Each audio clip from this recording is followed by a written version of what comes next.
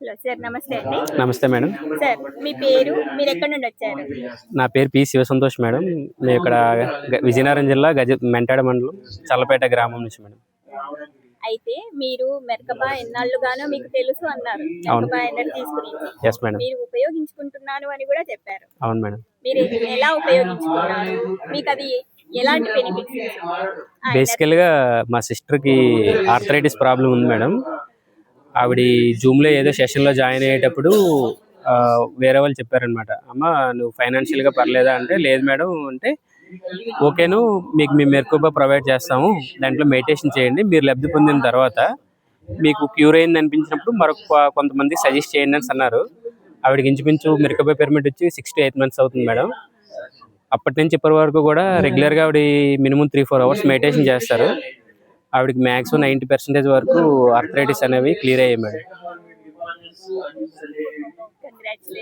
Thank you madam. ఎందుకంటే మీ చెల్లెలికి మీరు బహుమతిగా ఇచ్చి తనని అనారోగ్యం నుంచి బయటకు తీసుకురావడం అనేది ఒక ప్రేమతత్వం అనేది అందులోనే ఉంది. Yes madam. అది మీరు థ్యాంక్ యూ. ఏం చెప్తారు మీరు మెర్కబా? బేసికల్గా ఈ పిరమిడ్ అనేది ఒక సాక్రెడ్ స్ట్రక్చర్.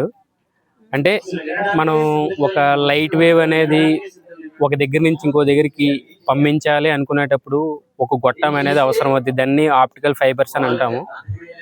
అంటే ఏదైనా ఒక సెటైన్ ప్రక్రియ జరగాలి అని అనుకుంటే ఖచ్చితంగా ఒక సెటైన్ జామెట్రీ అనేది ఉండాలి. ఇప్పుడు నార్మల్గా మనం ఉన్న పిరమిడ్లో మనం కూర్చున్న తేడా అనేది అబ్జర్వ్ చేస్తే ఖచ్చితంగా ఉంటుంది.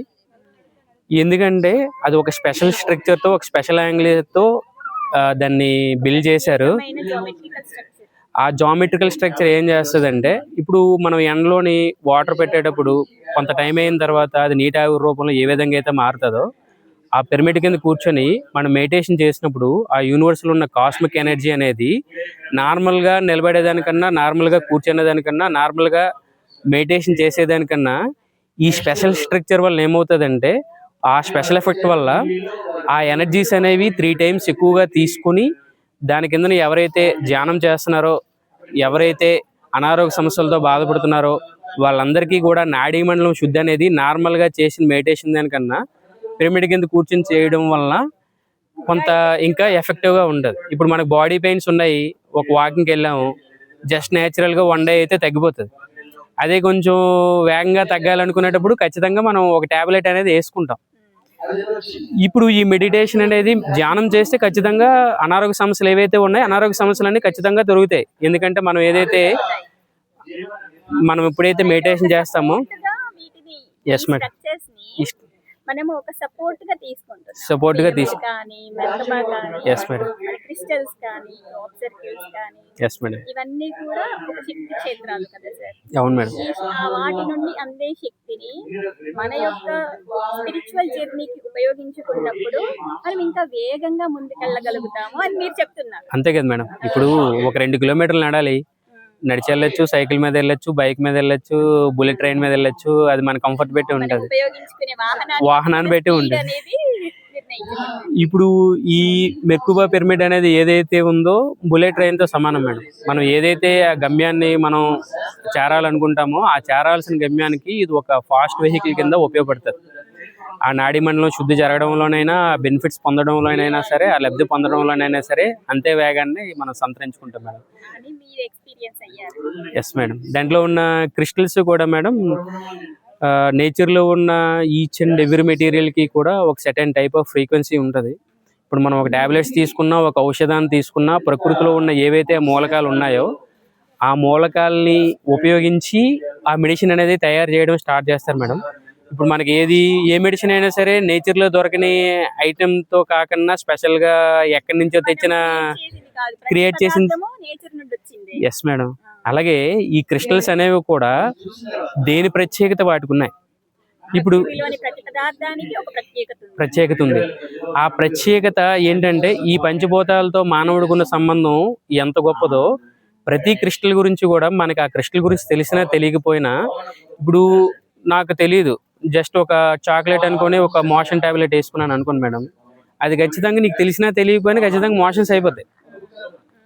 ఇప్పుడు తెలిసినా తెలియకపోయినా నీకు ఒక హెల్త్ దాని పని అది చేస్తుంది. దాని పని అది చేస్తుంది. ఈ క్రిస్టల్స్ కూడా దాని గురించి మనకు తెలియకపోయినా ఆ గాడ్ ఆ నేచర్తో ఏ విధంగా అయితే అవి ఏర్పడ్డాయో వాటి ద్వారా ఆ క్రిస్టల్స్ తగిలిన గాలి మనకు తగడం వల్ల ఆ శక్తి పౌనపుణ్యం ఏదైతే ఉందో ఆ శక్తి పౌనపుణ్యం అనేది మన బాడీ మీద ఎఫెక్ట్ చూపెడుతుంది కంపల్సరీగా.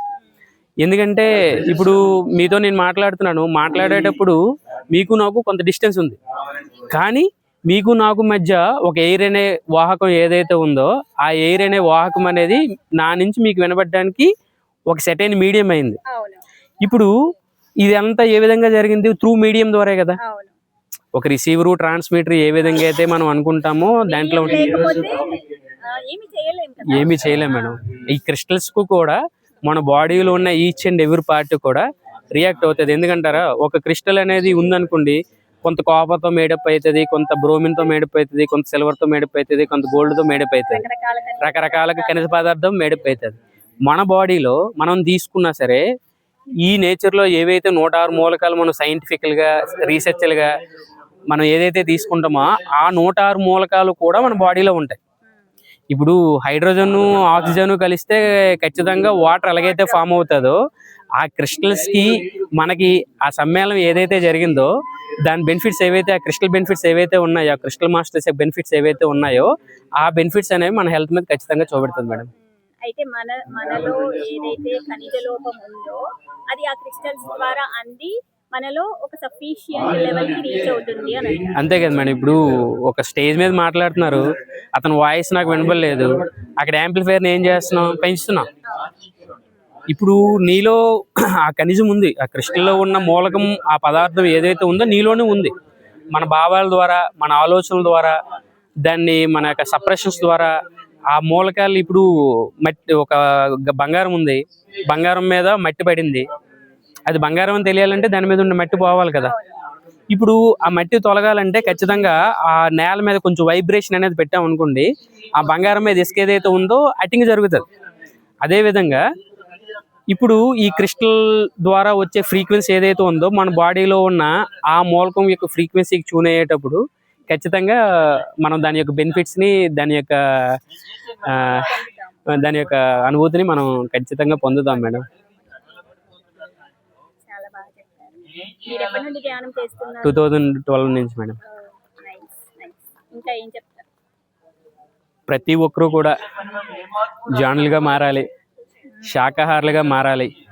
ఎందుకంటే ప్రతి ఒక్కరికి మనకు తెలిసినా తెలియకపోయినా మనం అందరం కూడా పంచభూతాలతో మేడప్ అయి ఉన్నాం. మన బాడీలో గాలి ఉంది, ఎందుకంటే రక్త ప్రసరణ అనేది పైనుంచి కిందకి జరగాలి అంటే ఒక గొట్టంలో ఫుల్గా వాటర్ ఉంది అనుకోండి, ఫుల్గా వాటర్ ఉంటే మూమెంట్ అనేది ఉండదు. ఆ గొట్టం అనేది కొంచెం ఉంటే ఆ మూమెంట్ అనేది ఉంటుంది. మన శరీరంలో ఒక రక్త ప్రసరణ జరుగుతుంది అన్నా సరే త్రూ ఎయిర్ మీడియం ద్వారా ఈ బ్రెయిన్ న్యూరాన్ సెల్స్ నుంచి త్రూ అవుట్ బాడీకి మనం రీచ్ అవ్వగలుగుతాం. ఇప్పుడు ఏదైతే ఈ సూర్యుని శక్తి, ఇప్పుడు ఏదైతే మనం అగ్ని అని అనుకుంటామో ఆ అగ్ని అనేది నీ శరీరంలో లేనప్పుడు ఖచ్చితంగా మనం డెత్ అని అంటాం. చనిపోయిన వ్యక్తి శరీరం అనేది చల్లబడుతుంది. ఇప్పుడు బయట ఉన్న నీరు ఏదైతే ఉందో ఆ నీరు నీ బాడీలో ఉంది. 70% మన బాడీలో ఉన్నది నీరే. ఆకాశతత్వం, భూతత్వం, ఇప్పుడు మనం ఎంత తోముకున్నా దీన్ని ఈ విధంగా రబ్ చేసేటప్పుడు ఆటోమేటిక్గా మట్టి వస్తుంది. చెప్పినా చెప్పకపోయినా మనం మట్టితో మేడవేయం. ఎందుకంటే ఏదైతే ఒక ధాన్యం ఉందో, ఒక ధాన్యం ఏదైతే ఉందో మట్టి నుంచి రూపాంతరీకరణ చెంది ఒక ధాన్యంగా వచ్చి ఆ ఆహారాన్ని మనం తింటున్నాం. అంటే ఆ మట్టిలో ఉన్న శక్తి ఆ ధాన్యంలోకి వెళ్ళింది, ధాన్యంలో ఉన్న శక్తి నీలోకి వెళ్ళింది, నీలో ఉన్న శక్తి మళ్ళీ ఆటోమేటిక్గా ఈ సైక్లింగ్ ఒక సైకిల్గా రిపీట్ అవుతుంది. అంటే మనం మరి భూమికి మనం విడుదల అంటే ఆహారమే,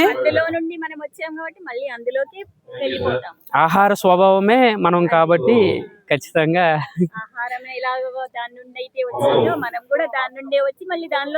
కలిసిపోతాం. Thank you madam. Thank you madam.